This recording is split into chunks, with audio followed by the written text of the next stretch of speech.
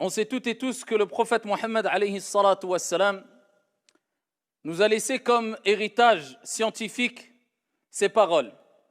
Et parmi les plus belles de ces paroles, il y a le hadith où le prophète sallallahu alayhi wa sallam nous a rappelé que la meilleure des choses que peut léguer les parents à leurs enfants n'est autre que la bonne éducation. Maintenant, nous savons toutes et tous que l'éducation peut être plus ou moins difficile.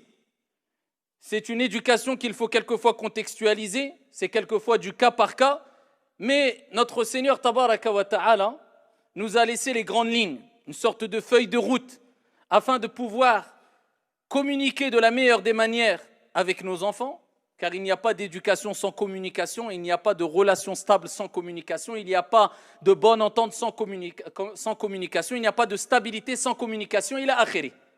On a toutes et tous besoin de al-hiwar, husnul hiwar, donc la bonne conversation, le bon dialogue, la bonne communication.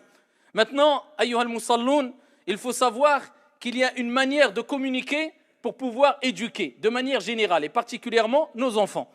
Il faut qu'il y ait une communication qui soit saine, qui soit douce, qui soit indulgente et qui permet d'ouvrir les cœurs. Et on ne pourra ouvrir les cœurs qu'avec la clé de la douceur. Et celui qui ne parvient pas à acquérir cette clé qui est la douceur, il ne pourra pas ouvrir la porte qui n'est autre que le cœur.